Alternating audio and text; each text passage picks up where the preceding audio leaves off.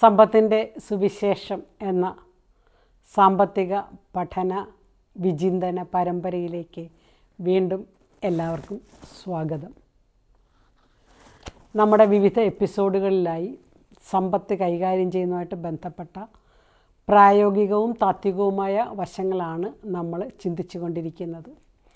ഓരോ എപ്പിസോഡുകൾക്കും കിട്ടുന്ന വളരെയധികമായിട്ടുള്ള ഷെയറിങ്ങും അല്ലെങ്കിൽ ധാരാളം വ്യൂവേഴ്സിനെ കിട്ടുന്നതുമൊക്കെ ഇത് അവതരിപ്പിക്കുന്നൊരു വ്യക്തി എന്നുള്ള നിലയിൽ ഈ അടുത്ത കാലത്ത് എന്നെ ആശ്ചര്യപ്പെടുത്തുകയാണ്. ഈ വിഷയത്തിലുള്ള എല്ലാവരുടെയും താല്പര്യമാണ് എന്നെ അത്ഭുതപ്പെടുത്തുന്നത്. കാരണം സാമ്പത്തികമെന്നുള്ള വിഷയം നമ്മുടെ സാധാരണ ജീവിതവുമായി, ദൈനംദിന ജീവിതവുമായി, വൈകാരികമായും സാമൂഹ്യപരമായും വളരെയധികം ബന്ധപ്പെട്ടിരിക്കുന്ന വിഷയമാണ്. നമുക്കറിയാം, പലരും എന്നെ വിളിക്കുന്നു, എനിക്ക് കമൻറ്റുകൾ എഴുതുന്നു.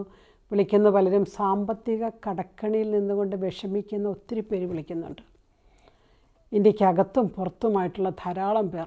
അവർ വിളിക്കുമ്പോഴെല്ലാം പൊതുവായി അവരുടെ സാമ്പത്തിക പ്രശ്നങ്ങൾ പറഞ്ഞു കഴിയുമ്പോൾ അവർ പൊതുവായി പറയുന്നൊരു വരിയാണ്, ഇത് ഞങ്ങളുടെ കുഞ്ഞുനാളിൽ കുട്ടിക്കാലത്ത് ലഭിച്ചിരുന്നെങ്കിൽ, അല്ലെങ്കിൽ സ്കൂൾ വിദ്യാഭ്യാസം തുടങ്ങി ഒരു സാമ്പത്തിക സാക്ഷരത ലഭിച്ചിരുന്നെങ്കിൽ എത്രയോ നല്ലതായിരുന്നു. പലപ്പോഴും ഞങ്ങളുടെ 40കളിൽ 50കളിൽ ഞങ്ങൾക്ക് പറ്റിപ്പോയ ചില അബദ്ധങ്ങൾക്ക് ശേഷമാണ് ഈ വക വിഷയങ്ങളുമായിട്ട് ബന്ധപ്പെട്ട പഠനം ഞങ്ങൾക്ക് ലഭിക്കുന്നത്.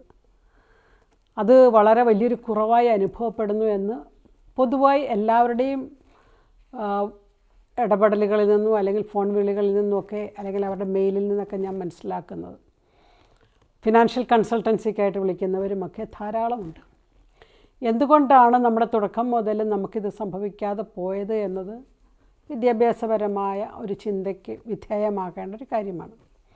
പലപ്പോഴും നമ്മൾ ഈ സമ്പത്തെന്ന് പറയുന്ന വിഷയത്തെക്കുറിച്ച് അധികം സംസാരിക്കരുത്, സമ്പത്ത് പിശാചാണ്, പണം ഉണ്ടാക്കുന്നത് തിന്മയാണ് എന്നൊക്കെയുള്ള ചില അവബോധം, ദൈവത്തെയും മാമോനെയും ഒരേപോലെ സേവിക്കാൻ പറ്റുകയില്ല എന്നുള്ള വചനമൊക്കെ തെറ്റായ രീതിയിൽ നമ്മുടെ ഉപബോധ മനസ്സിലേക്ക് കയറിപ്പോയതിൻ്റെയൊക്കെ ഫലമാണ്. ഈ അടുത്ത ദിവസങ്ങളിൽ ഞാൻ ഏറെ ചിന്തിച്ചൊരു വിഷയമാണ് മിസ്റ്റർ മത്തായിയുടെ സുവിശേഷത്തിലൊക്കെ നമ്മൾ കാണുന്ന ധനികനായ യുവാവിനെക്കുറിച്ചുള്ള ഉപമ. ധനികനായ യുവാവ് എന്നുള്ള ഹെഡിങ്ങോടുകൂടി തന്നെയാണ് മിസ്റ്റർ മത്തായി സുവിശേഷൻ അതേക്കുറിച്ച് വർണ്ണിക്കുന്നത്. ഈ ഭാഗം സമാന്തര സുവിശേഷങ്ങളിലെല്ലാം തന്നെ നമുക്ക് കാണാൻ സാധിക്കും. ഉദാഹരണത്തിന് മർക്കോസിൻ്റെ സുവിശേഷം 10-ാം അധ്യായത്തിലും ലൂക്കായുടെ സുവിശേഷം 18-ാം അധ്യായത്തിലും ഇതേ ഭാഗമുണ്ട്. ധനികനായ ഒരു വ്യക്തി വന്ന് ദൈവത്തോട്, ഈശോയോട് സംസാരിക്കുന്നു. പ്രമാണങ്ങളെല്ലാം അദ്ദേഹം പാലിക്കുന്നുണ്ട്, ചെയ്യാവുന്ന ഇതൊക്കെ ചെയ്യുന്നുണ്ട്. ഇനി സ്വർഗരാജ്യത്തിൽ പ്രവേശിക്കാൻ, ദൈവരാജ്യത്തിൽ, കിങ്ഡം ഓഫ് ഗോഡ്, ദൈവരാജ്യത്തിൽ പ്രവേശിക്കാൻ ഞാനിനി എന്താണ് ചെയ്യേണ്ടത്? നമ്മൾ സമാന്തര സുവിശേഷങ്ങളെല്ലാം കൂടി കൂട്ടി വായിക്കുകയാണെങ്കിൽ ആ ചോദ്യം ഇപ്രകാരമാണ്: നല്ലവനായ ഗുരു, നിത്യജീവൻ അവകാശമാക്കാൻ ഞാനെന്ത് നന്മയാണ് പ്രവർത്തിക്കേണ്ടത്? അപ്പോൾ ഈ വ്യക്തിക്ക് നല്ല ബോധ്യമുണ്ടായിരുന്നു, നന്മ പ്രവർത്തിച്ചാൽ മാത്രമേ ദൈവരാജ്യത്തിൽ അല്ലെങ്കിൽ നിത്യജീവന് ഞാൻ അവകാശിയാവുകയുള്ളൂ. ഈശോയുമായിട്ടുള്ള സംഭാഷണം നമുക്ക് വളരെ സുപരിചിതമാണ്. ഇതെല്ലാം പറഞ്ഞതിന് ശേഷം ഈശോ ആ വ്യക്തിയോട് പറയുന്നുണ്ട്, നിനക്കൊരു കുറവുണ്ടെന്ന്. ആ കുറവ് ഇപ്രകാരമാണ്: നീ ധനികനാണ്, നീ പൂർണ്ണനാകാൻ ആഗ്രഹിക്കുന്നുണ്ടെങ്കിൽ നിനക്കുള്ളതെല്ലാം വിറ്റ് ദരിദ്രർക്ക് കൊടുക്കുക. ഇത് വായിച്ചുകൊണ്ടും അല്ലെങ്കിൽ ഇതേക്കുറിച്ച് മനസ്സിലാക്കിക്കൊണ്ടും പലരും എന്നോട് ചോദിക്കാറുണ്ട്, അപ്പം നമുക്ക് ഒന്നും ചെയ്യാൻ പറ്റത്തില്ലല്ലേ? പൈസ ഉണ്ടാക്കാൻ പറ്റത്തില്ല, പൈസ സൂക്ഷിക്കാൻ പറ്റത്തില്ല, പൈസ നിക്ഷേപിക്കാൻ പറ്റത്തില്ല, കാരണം സ്വർഗത്തിൽ മാത്രമല്ലേ നമ്മൾ നിക്ഷേപിക്കാൻ പറ്റുള്ളൂ, ഉള്ളതെല്ലാം വിൽക്കണ്ടേ എന്ന് എന്നോട് ചോദിച്ച ഒത്തിരി പേരുണ്ട്. തെറ്റായ രീതിയിൽ ഈ വരിയ മനസ്സിലാക്കിയത് കൊണ്ടാണിത്. പിന്നീട് തുടർന്ന് വരുന്ന വരികൾ അതിനേക്കാളും കൺഫ്യൂഷനായിട്ട് മനുഷ്യർക്ക് മനസ്സിലാകുന്ന ഇപ്രകാരമാണ്: ഈ വചനം കേട്ട യുവാവ് സങ്കടത്തോടെ തിരിച്ചുപോയി, കാരണം അവന് വളരെയേറെ സമ്പത്തുണ്ടായിരുന്നു. വീണ്ടും ഇപ്രകാരം നമ്മൾ വായിക്കുന്നു: ധനവാൻ സ്വർഗരാജ്യത്തിൽ പ്രവേശിക്കുക ദുഷ്കരമാണെന്ന് പറഞ്ഞാൽ ഇറ്റ് ഈസ് വെരി ഡിഫിക്കൽട്ട്. അസാധ്യമാണെന്ന് പറയുന്നില്ല, ദുഷ്കരമാണെന്നേ പറയുന്നുള്ളൂ. തുടർന്ന് പറയുന്നുണ്ട്, ഇത് ഒട്ടകം സൂചിക്കുഴയിലൂടെ പ്രവേശിക്കുന്നതിനേക്കാണ് ബുദ്ധിമുട്ടാണ്. അപ്പോൾ ശിഷ്യന്മാർ ഈശോയോട് ചോദിക്കുന്നുണ്ട്, അങ്ങനെയെങ്കിൽ ആർക്ക് രക്ഷപ്പെടാൻ സാധിക്കും?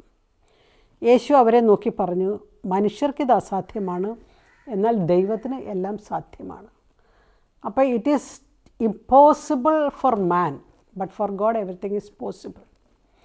ഈ വരികളൊക്കെ തെറ്റായ രീതിയിൽ ചിന്തിച്ചതിന് ശേഷം ഓരോരുത്തരും ചിന്തിക്കുന്നു, അതുകൊണ്ട് ധനവാന്മാരാരും സ്വർഗത്തിൽ പോകത്തില്ല, സ്വർഗത്തിൽ പാവപ്പെട്ടവർ മാത്രമേ ഉള്ളൂ എന്നൊരു ചിന്തയിലേക്ക് എത്തുന്നുണ്ട്.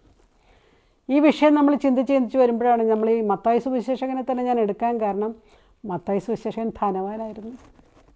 സെയിൻറ്റ് മാത്യുവിനെക്കുറിച്ച് നമ്മൾ സഭാചരിത്രത്തിൽ പഠിക്കുന്നത് അദ്ദേഹം ധനവാനായിരുന്നു എന്നുള്ള അർത്ഥത്തിലാണ്. ധനവാനായിരുന്നു എന്ന് പറയാൻ കാരണം അദ്ദേഹത്തിൻ്റെ പ്രൊഫഷൻ ടാക്സ് കളക്ടറായിരുന്നു.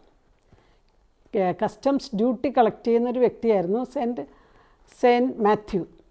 അദ്ദേഹം ടാക്സ് കളക്ട് ചെയ്തുകൊണ്ടിരുന്നത് ആർക്ക് വേണ്ടിയാണെന്ന് ചോദിച്ചു കഴിഞ്ഞാൽ, അദ്ദേഹം കഫർനാമിലെ രാജാവിൻ്റെ കീഴിൽ റോമാ സാമ്രാജ്യത്തിന് വേണ്ടി നികുതി പിരിക്കുന്ന ആളായിരുന്നു. നികുതി പിരിക്കുന്ന ടേബിളിൽ നിന്നാണ് ഈശോ മത്തായിനെ വിളിക്കുന്നത്, കം ഫോളോ മീ എന്ന് പറയുമ്പോൾ നമ്മളിപ്രായം വായിക്കുന്നുണ്ട്, he left everything and followed him. He left everything എന്ന് പറയുമ്പോൾ ആ ടാക്സ് കളക്ഷൻ ടേബിളിൽ കാണുന്ന എല്ലാം ഉപേക്ഷിച്ചിട്ട് പോയെന്നുള്ളതാണ്. ഒരു ചരിത്രരേഖയിൽ ഇപ്രകാരം പറയുന്നുണ്ട്, അദ്ദേഹം പേന മാത്രമേ എടുത്തുള്ളൂ, അത് വെച്ച് പിന്നീട് സുവിശേഷം എഴുതാൻ വേണ്ടി അദ്ദേഹം പേന മാത്രം കയ്യിലെടുത്തുകൊണ്ട് പോയതാണ്. അങ്ങനെയുള്ളൊരു കഥയും പരക്കുന്നുണ്ട്. നമ്മൾ മനസ്സിലാക്കേണ്ട കാര്യം, ഹി ലെഫ്റ്റ് എവരിത്തിങ് എന്ന് പറയുമ്പോൾ വളരെ റെപ്യൂട്ടേഷനുള്ളൊരു മനുഷ്യനായിരുന്നു അദ്ദേഹം. എക്സൈസ് ടാക്സ് കളക്ഷൻ എന്നൊക്കെ പറയുമ്പോൾ സമൂഹത്തിൽ വലിയ അംഗീകാരമുള്ള മനുഷ്യനായിരുന്നു അദ്ദേഹം ഒരു കംഫർട്ടബിൾ ലൈഫ് സ്റ്റൈൽ, അതുകൊണ്ട് തന്നെ വളരെ സുഖകരമായൊരു ജീവിത രീതിയുടെ ഉടമയായിരുന്നു. പക്ഷേ ജനത്തിന് അദ്ദേഹത്തോട് അരിശമായിരുന്നു. കാരണം ജനം അദ്ദേഹത്തെ കാണുന്നത് റോമാ സാമ്രാജ്യത്തിന് വേണ്ടി നികുതി പിരിക്കുന്ന ഒരാൾ. അപ്പോൾ ഇങ്ങനെ നികുതി പിരിക്കുന്ന മുഴുവൻ അങ്ങോട്ട് കൊടുക്കാറില്ല, അതിൽ അവരുടെ ഒരു വീതവും കൂടി അവരുടേതായിട്ട് കരുതും. അങ്ങനെ നോക്കുമ്പോൾ ഇവരെയൊക്കെ ചതിക്കുന്ന ഒരാൾ, വലിയൊരു പണക്കാരൻ എന്നൊക്കെ പറഞ്ഞുകൊണ്ട് ഒരുപക്ഷെ ജനത്തിന് എതിർപ്പുള്ള ആളാണ്. പക്ഷേ അങ്ങനെയുള്ള ഒരാളെയാണ് ഈശോ ഉടനെ എൻ്റെ കൂടെ പോരെന്ന് പറഞ്ഞ് വിളിക്കുന്നത്. യേശുവിൻ്റെ കൂടെ പോയവർ ഫിഷർമാൻ മാത്രമല്ല, സമൂഹത്തിൽ അംഗീകാരമുള്ള ധനവാന്മാരായ ഒത്തിരി മനുഷ്യരും ഉണ്ടായിരുന്നു. മത്തായി സുവിശേഷൻ ധനവാനാണെന്ന് നമ്മൾ ചിന്തിക്കാൻ കാരണം, വലിയൊരു ഫീസ്റ്റ് മത്തായി സുവിശേഷൻ ഒരുക്കുന്നുണ്ട് ഈശോയ്ക്ക് വേണ്ടി. വലിയൊരു ഫീസ്റ്റ് ഒരുക്കുക എന്ന് പറഞ്ഞാൽ അന്നത്തെ കാലത്ത് വലിയൊരു ജനക്കൂട്ടം വരുന്നു. അത്രയും വിശാലമായ സംവിധാനങ്ങളും സാഹചര്യങ്ങളും സമ്പത്തും മറ്റ് അനുരൂപമായിട്ടുള്ള ഘടകങ്ങളും ഉള്ള ഒരു മനുഷ്യനാണ്. So he was a rich മാൻ. അപ്പം ധനവാൻ സ്വർഗരാജ്യത്തിൽ പ്രവേശിക്കില്ല എന്ന് പറഞ്ഞിട്ട് ഒരു റിച്ച് മാൻ ഈശോയുടെ ശിഷ്യഗണത്തിൽ പെടുന്നു എന്നുള്ളതാണ്. സഭ അതുകൊണ്ട് തന്നെ മത്തായി സുവിശേഷകനെ പേട്രൺ സെയിൻ്റായിട്ട് വെച്ചിരിക്കുന്നത് ബാങ്കുകാരുടെയും അക്കൗണ്ട്സ് കൈകാര്യം ചെയ്യുന്നവരുടെയും ബുക്ക് കീപ്പിംഗ് എന്ന് പറഞ്ഞാൽ ക്രെഡിറ്റ് ഡെപ്റ്റൊക്കെ എഴുതുന്നവരുടെയും സ്റ്റോക്ക് ബ്രോക്കേഴ്സിൻ്റെയൊക്കെ മധ്യസ്ഥനായിട്ടുള്ള വിശുദ്ധനായിട്ടാണ് മത്തായി സുവിശേഷകനെ സഭ ആചരിക്കാൻ ആവശ്യപ്പെടുന്നത്. എല്ലാ വർഷവും സെപ്റ്റംബർ 21 ആഗോള സഭയിൽ മത്തായി സുവിശേഷകൻ്റെ ഫീസ്റ്റ് നമ്മൾ ആഘോഷിക്കുന്നുണ്ട്. ഏറ്റവും വലിയ സുവിശേഷം എഴുതിയ ആളും ഏറ്റവും വലിയത് മീൻസ് ഏറ്റവും കൂടുതൽ ചാപ്റ്ററുകളുള്ളത്. ഉദാഹരണത്തിന് മത്തായി സുവിശേഷത്തിൽ 28 അധ്യായങ്ങളുണ്ട്. ഇത്രയും വലിയ നീണ്ട എഴുതുമ്പോൾ തന്നെ അദ്ദേഹം വളരെ സ്കോളറാണെന്ന് നമുക്ക് മനസ്സിലാവുന്നുണ്ട്. സ്കോളറാണെന്ന് മനസ്സിലാവുന്നത് എങ്ങനെയാണ്? ഈശോയുടെ ജിനിയോളജി, ക്രിസ്റ്റോളജിയൊക്കെ നമ്മൾ പഠിക്കുമ്പോഴത്തേക്ക് യേശുവിൻ്റെ ജിനിയോളജി, യേശുവിൻ്റെ ജനനത്തിൻ്റെ ആ ഒരു ശാഖ, അതൊക്കെ വിവരിക്കുന്ന വിവരണത്തോടുകൂടിയാണ് മത്തായി സുവിശേഷകൻ്റെ സുവിശേഷം ആരംഭിക്കുന്നത് തന്നെ. അതുകൊണ്ടൊരു ലേണഡ് സ്കോളറാണ്, റിച്ച് മാനാണ്, ടാക്സ് കളക്ടറായിരുന്നു, സമൂഹത്തിൽ ഗവൺമെൻറ് തലത്തിൽ അംഗീകാരമുള്ള മനുഷ്യനായിരുന്നു. ഇങ്ങനെയൊക്കെ നമ്മൾ നോക്കുമ്പോൾ he left everything and followed him എന്നുള്ള വരിക്ക് അർത്ഥമുണ്ട്.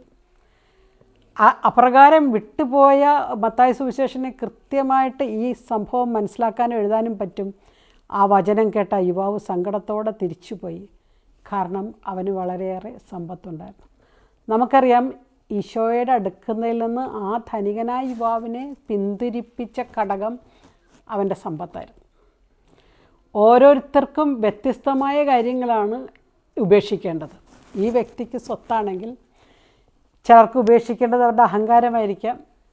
കാരണം ആ മനുഷ്യന് ധാരാളം അഹങ്കാരം ഉണ്ടായിരുന്നു എന്ന് എഴുതി ചേർക്കാൻ തക്ക വിധം. ചിലർക്ക് ഉപേക്ഷിക്കേണ്ട ചില തെറ്റായ ബന്ധങ്ങളായിരിക്കാം. ചില തെറ്റായ ബന്ധങ്ങൾ സ്വർഗരാജ്യത്തിലേക്ക് കടന്നു വരാൻ തടസ്സമുണ്ട്.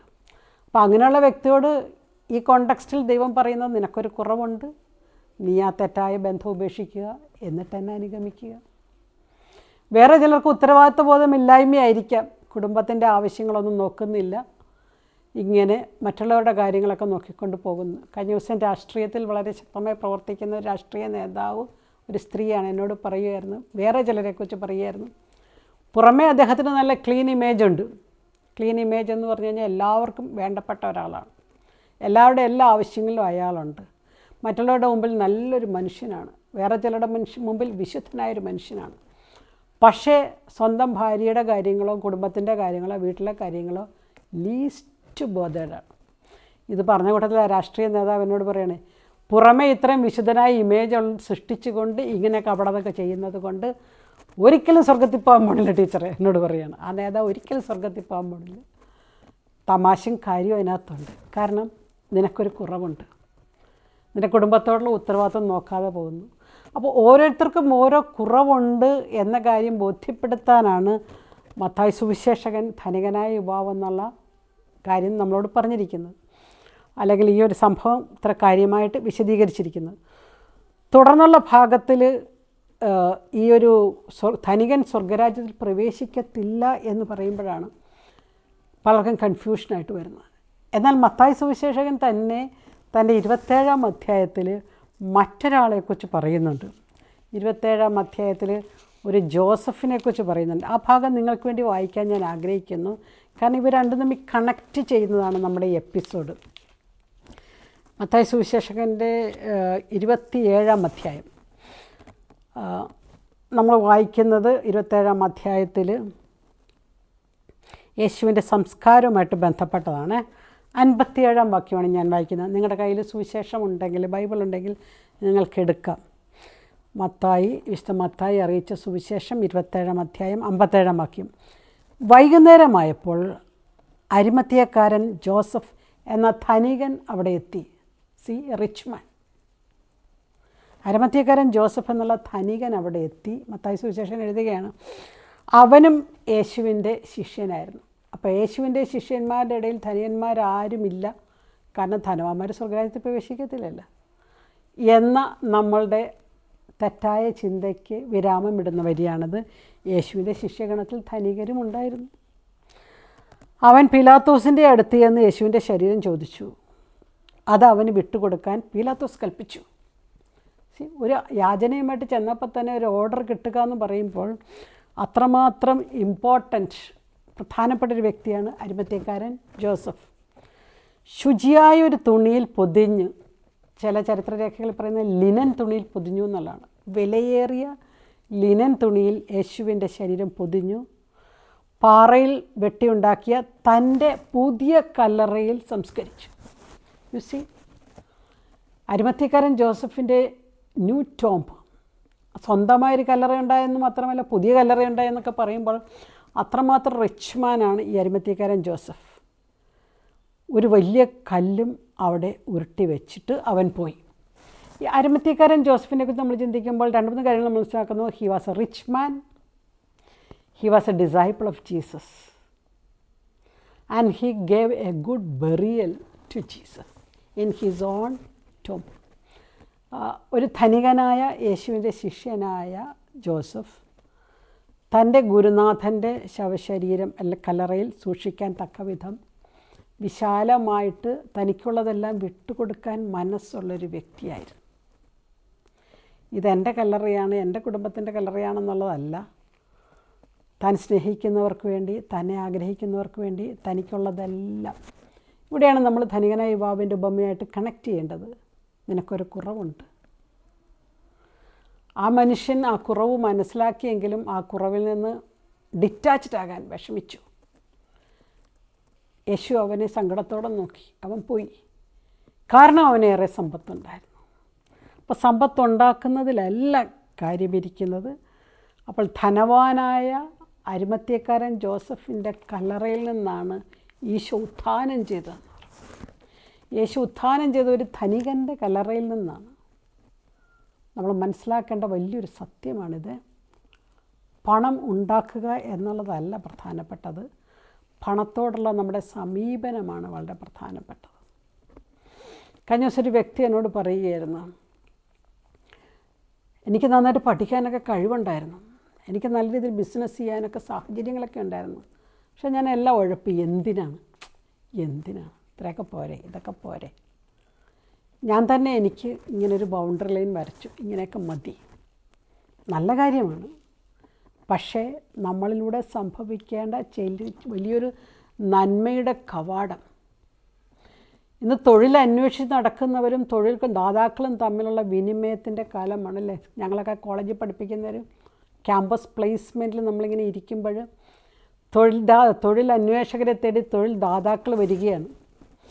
അപ്പോൾ നമുക്കാദ്യം അവരെ മെയിലൊക്കെ അയക്കും, ഞങ്ങൾക്ക് ഇത്ര പേരെ വേണം, ഇന്ന ജോലികൾ ഇത്ര പേരെ വേണം, ഡിഗ്രിക്കാരെ വേണം, PGക്കാർ വേണം, കൊമേഴ്സ് പഠിച്ചവർ വേണം, എക്കണോമിക്സ് പഠിച്ചവർ വേണം, കമ്പ്യൂട്ടർ പ്രൊഫഷണൽസിനെ വേണം, ലാംഗ്വേജ് അറിയാവുന്നവരെ വേണം. അവരുടെ വിവിധ ഡിമാൻഡുകളുമായിട്ട് ഇവർ പലരും സമീപിക്കുകയാണ്. ഇവർ സമീപിക്കുമ്പോൾ നമ്മൾ ഓർക്കണം, അനേകർക്ക് തൊഴിൽ കൊടുക്കാൻ തക്കവിധം അവരവരുടെ ബിസിനസ് സാമ്രാജ്യം വലുതാക്കിയതുകൊണ്ടാണ്. അതുകൊണ്ട് ജോലി നമ്മുടെ നാട്ടിൽ നിന്നൊക്കെ ഒത്തിരി പേര് പുറത്തോട്ട് പോകണം എന്നൊക്കെ പറഞ്ഞ് നമ്മളെപ്പോഴും ഇങ്ങനെ പരാതി പറയുമ്പോൾ നമ്മൾ ഓർക്കണം, ഇവിടെ തൊഴിൽ ദാതാക്കളുടെ എണ്ണം കുറയുന്നത് കൊണ്ടാണ് ഇത് സംഭവിക്കുന്നത്.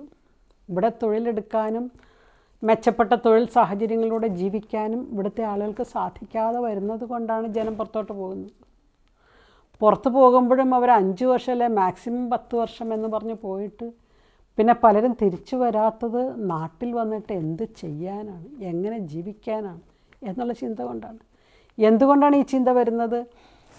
മറ്റുള്ളവരുടെ ജീവിതം മെച്ചപ്പെടുത്താൻ തക്ക വിധത്തിലുള്ള സാമ്പത്തിക മേഖലയുടെ തീരങ്ങൾ കാണിച്ചു കൊടുക്കാൻ, തുറന്നു കൊടുക്കാൻ മനസ്സുള്ള വ്യക്തികളുടെ എണ്ണം കുറയുന്നതുകൊണ്ട്. ഇവിടെയാണ് നമ്മൾ മനസ്സിലാക്കേണ്ടത്, മറ്റുള്ളവരുടെ ജീവിതത്തെ മെച്ചപ്പെടുത്താൻ എൻ്റെ ജീവിതത്തെ എത്രത്തോളം ക്രമീകരിക്കാൻ എനിക്ക് സാധിക്കുന്നു എന്നുള്ളത്. അപ്പോൾ സമ്പത്തുണ്ടാക്കുന്നതിലല്ല കാര്യമെന്ന് ഞാൻ പറയുകയായിരുന്നല്ലേ.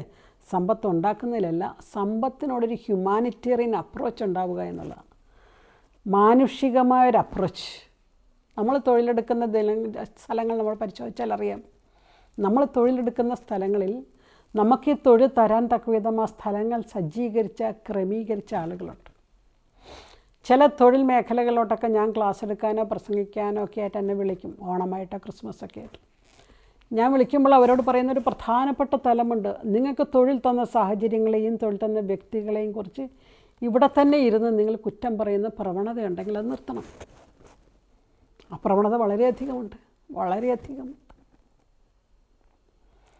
അപ്പോൾ നമ്മുടെ ജീവിതം മെച്ചപ്പെടുത്താൻ വേണ്ടി അനേകർ തുറന്ന മേഖലകളിലേക്ക് നമ്മൾ എത്തുമ്പോൾ ആ മേഖലയിൽ നിന്ന് നമ്മൾ മെച്ചപ്പെടുകയും മറ്റ് പലർക്കും അതൊരു താങ്ങായി തണലായി മാറുകയും മറ്റ് പലരെയും ഇതുപോലെ ഈ മേഖലകളിലേക്ക് കൊണ്ടുവന്ന് നമുക്ക് അവരുടെ ജീവിതത്തെ കൂടി മെച്ചപ്പെടുത്താൻ നമുക്ക് സാധിക്കുക എന്നുള്ളത്. മത്തായി സുവിശേഷകനെക്കുറിച്ച് നമ്മൾ പറയുമ്പോഴത്തേക്കും ഈ ചില ഭാഗങ്ങളാണ് നമ്മളിന്ന് ആലോചിക്കുന്നത്. മാത്യു എന്ന വാക്കിൻ്റെ അർത്ഥം തന്നെ gift of God, gift of Yahweh എന്നാണ്. യഹോവയുടെ സമ്മാനം, യഹോവയുടെ അല്ലെങ്കിൽ ദൈവത്തിൻ്റെ സമ്മാനം എന്നതാണ്. ദൈവത്തിൻ്റെ സമ്മാനമായ മാത്യു എങ്ങനെയാണ് ഈ ദൈവത്തിൻ്റെ സമ്മാനമായി മാറിയത്? നമ്മളെല്ലാവരും ഗിഫ്റ്റ് ഓഫ് ഗോഡാണ്, നമ്മളെല്ലാവരും ഗിഫ്റ്റ് ഓഫ് യാവയാണ്. പക്ഷേ എങ്ങനെ അങ്ങനെ മാറണം? മാറുന്ന പ്രോസസ്സ് എന്ന് പറയുന്നത് ആദ്യത്തെ തലം, മത്തായി സുവിശേഷത്തെക്കുറിച്ച് നമ്മൾ പഠിക്കുമ്പോൾ ആദ്യത്തെ തലം തന്നെ ഏൽപ്പിച്ചിരുന്ന തൊഴിലിനോട് അദ്ദേഹം കാണിച്ച വിശ്വസ്തതയാണ്. He was a tax collector. തന്നെ ഏൽപ്പിച്ച തൊഴിലിടങ്ങളോട് അദ്ദേഹം കാണിച്ച വിശ്വസ്തത. അതിനേക്കാളും മെച്ചപ്പെട്ട തൊഴിലിലേക്ക് ദൈവം തന്നെ വിളിക്കുന്നു എന്ന് കാണുമ്പോൾ, മനുഷ്യരെ പിടിക്കുന്നവരാകാൻ ദൈവം എന്നെ വിളിക്കുന്നു എന്ന് കാണുമ്പോൾ, എല്ലാം ഉപേക്ഷിച്ച് ഇറങ്ങിപ്പോയ ഒരു സുവിശേഷകൻ, ആ സുവിശേഷൻ പിന്നീട് എഴുത്തുകാരനായി മാറുന്നു, തൂലിക ഉപയോഗിക്കുന്നു, ക്രിസ്തുവിൻ്റെ എന്താ പറഞ്ഞാൽ ഈ ജിനിയോളജി എഴുതാൻ തക്ക വിധം അത്രമാത്രം അദ്ദേഹം ഇൻ്റലക്ച്വലി നോളഡ്ജബിൾ പേഴ്സണായിട്ട് അദ്ദേഹം മാറുന്നു. അപ്പോൾ അങ്ങനെ മാറിക്കഴിയുമ്പോഴത്തേക്കുമാണ് ഇത് അദ്ദേഹത്തിന് സാധിക്കുന്നത്. ഇവിടെയാണ് നമ്മൾ സുഭാഷിതങ്ങളുടെ പുസ്തകം 11-ാം അധ്യായം 25-ാം വാക്യം മനസ്സിലേക്ക് വരുന്നത്. ഉദാരമായി ദാനം ചെയ്യുന്നവൻ സമ്പന്നനാകും. Who is rich?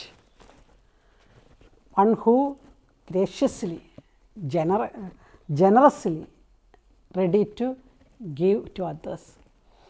ഇത് മത്തായി സുവിശേഷനെക്കുറിച്ച് പറയുമ്പോഴത്തേക്കും തൻ്റെ ടാക്സ് കളക്ഷൻ ടേബിളും അതിനകത്തുള്ള നാണയത്തുട്ടുകളും തനിക്കുള്ളതെല്ലാം പോപ്പുലർ അംഗീകാരവും ഗവൺമെൻറ് ജോലിയും എല്ലാം അദ്ദേഹം ഉപേക്ഷിച്ചു എന്ന് പറയുമ്പോൾ അദ്ദേഹത്തിന് ഈ വരിയുടെ പൊരുൾ മനസ്സിലാകുന്നു എന്നുള്ളതാണ്. അതുകൊണ്ടാണ് ഈ വരി മനസ്സിലാകുന്നത്. മനുഷ്യർക്ക് ഇത് അസാധ്യമാണ്, എന്നാൽ ദൈവത്തിന് എല്ലാം സാധ്യമാണ്.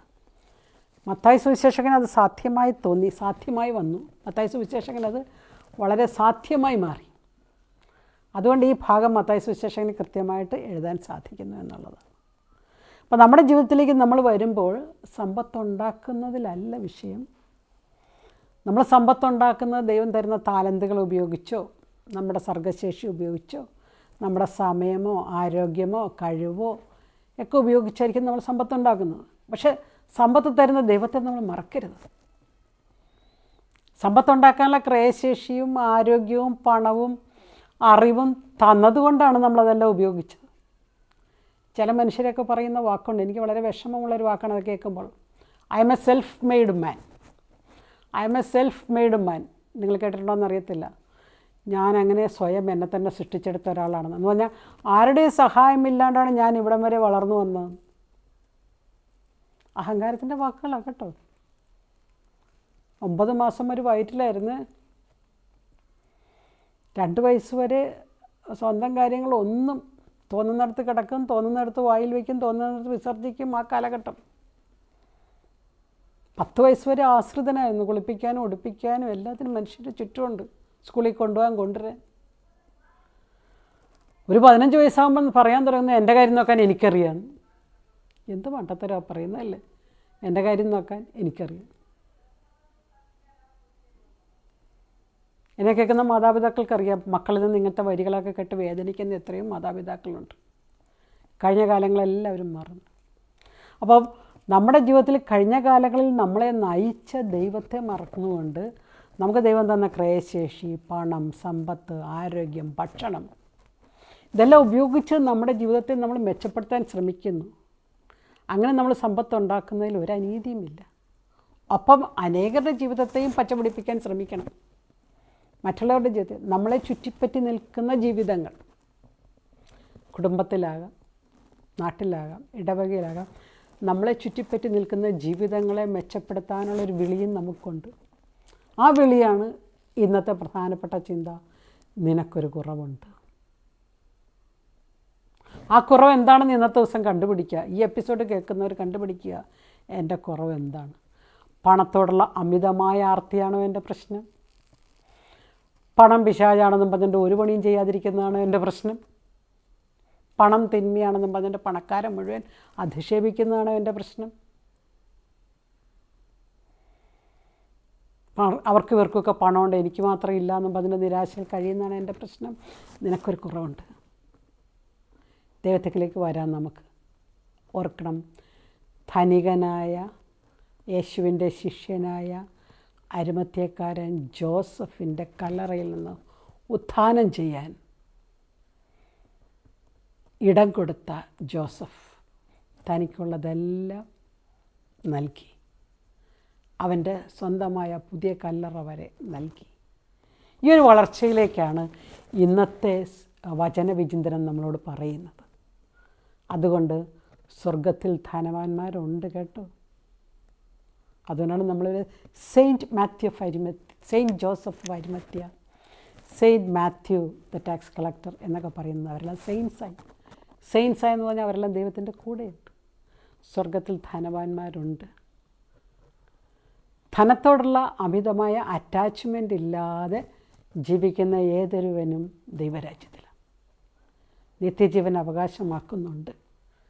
അതുകൊണ്ട് മനുഷ്യർക്കിത് അസാധ്യമാണെങ്കിലും ദൈവത്തിന് സാധ്യമായതുകൊണ്ട് ദൈവത്തിൽ ആശ്രയിച്ച് നമ്മുടെ പണത്തെ കൈകാര്യം ചെയ്യാനും പണത്തെ വളർത്താനും സമ്പത്തിനെ ഉയർത്താനും സമ്പത്തിനെ ദാനം ചെയ്യാനും സമ്പത്തിൻ്റെ വിശാലമായ ലോകത്തിലേക്ക് കടക്കാനും നിങ്ങൾക്കേവർക്കും സാധിക്കട്ടെ.